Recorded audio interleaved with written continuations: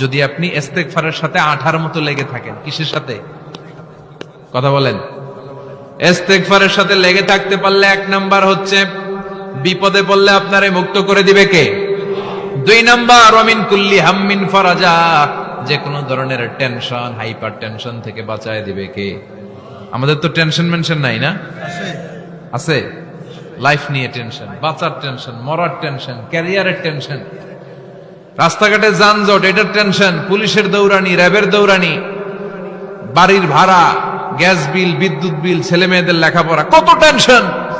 এসব টেনশন থেকে আপনারে মুক্ত করে দিবে কে? 3 নম্বরে ওয়ারযুকহু মিন হাইসু লা ইয়াহতাসিব, এমন জায়গা থেকে আল্লাহ আপনার রিজিকের ব্যবস্থা করবে আপনি কল্পনাই করতে পারবেন না। সুবহানাল্লাহ পড়েন। 4 নম্বরে সবসময় ইস্তেগফার যদি পড়া হয় আল্লাহর কোনো আযাব ওই বান্দার উপরে আসে না।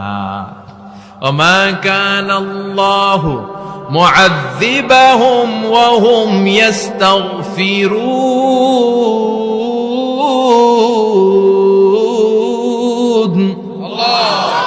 যতক্ষণ আমার বান্দা আমার কাছে ইস্তেগফার পড়তে থাকে আমার কোনো আযাব বান্দারে পাবে না। যতক্ষণ ইস্তেগফার পড়বেন আল্লাহর কোনো আযাব আপনার উপর আসবে না।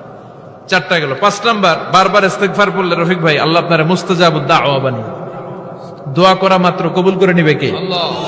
মুস্তাজাবুদ দাওয়া বুঝেন তো? মানে যিনি হাত তুলতে দেরি কবুল হতে দেরি হয় না। বারবার বারবার ইস্তেগফার পড়ে দেখেন যে আপনার দোয়া কেমনে সময় যদি ইস্তেগফারের সাথে লেগে থাকেন। রাজি আছেন তো? এজন্য বিশ্বনবী সব সময় নামাজে সালাম ফিরানোর পরে পড়তেন আস্তাগফিরুল্লাহ।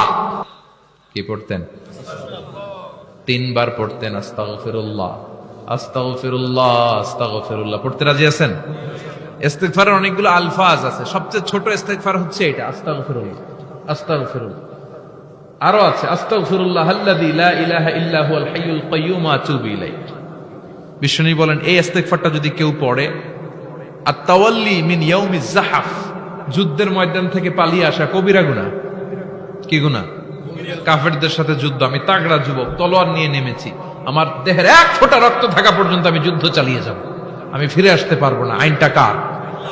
ফিরে আসলে কবিরা গুনাহ। বিশ্বনবী বলেন যুদ্ধের ময়দান থেকে ফিরে এসেছে এরকম কবিরা গুনাহ অবলম্বনকারীও যদি আস্তাগফিরুল্লাহ আল্লাযী লা ইলাহা ইল্লা হুয়াল হাইয়ুল কাইয়্যুম ওয়া আতুবু ইলাইহি পড়ে, ওই কবিরা গুনাহকারীকেও ক্ষমা করে দিবে কে? পড়তে রাজি আছেন তো?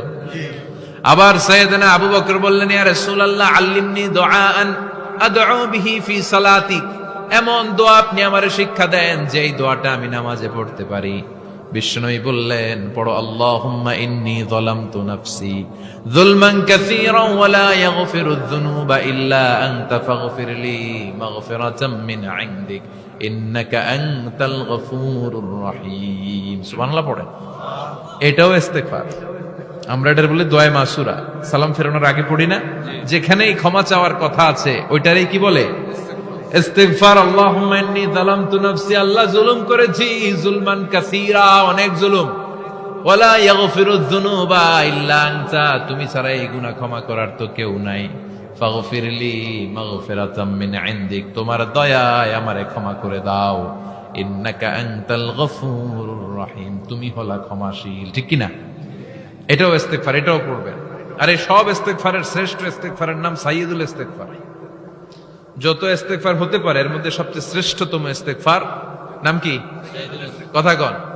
বুখারীর বর্ণনা, শাদ্দাদ ইবনে আউস রাদিয়াল্লাহু তাআলা আনহু বর্ণনা করেন এই সাইয়্যিদুল ইস্তেগফার দিনের বেলা যে পড়বে ওই দিনে মারা গেলে সে জান্নাতি। এই সাইয়্যিদুল ইস্তেগফার রাতের বেলা যে পড়বে ওই রাতে যদি ইন্তেকাল হয় ওই লোকটা জান্নাতি। মুখস্থ আছে না? কার কার মুখস্থ হাত তুলেন।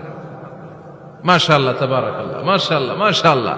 আর যাদের নাই তাদের হোমওয়ার্ক, তাদের আল্লাহুম্মা আনতা রাব্বি লা ইলাহা ইল্লা আনতা খালাকতানি ওয়া আনা আবদুক ওয়া আনা আলা আহদিকা ওয়া ওয়া'দিকা মাস্তাতা'তু আউযু বিকা মিন শাররি মা সানা'তু আবু'ু লাকা বিনি'মাতিকা আলাইয়া ওয়া আবু'ু লাকা বিযামবি ফাগফিরলি ফাইন্নাহু লা ইয়াগফিরুয যুনুবা ইল্লা আনতা। সুবহানাল্লাহ পড়েন। আজকে রাতে পড়ছেন, মারা গেলে জান্নাতি। চিল্লায় পড়েন না আল্লাহু আকবার।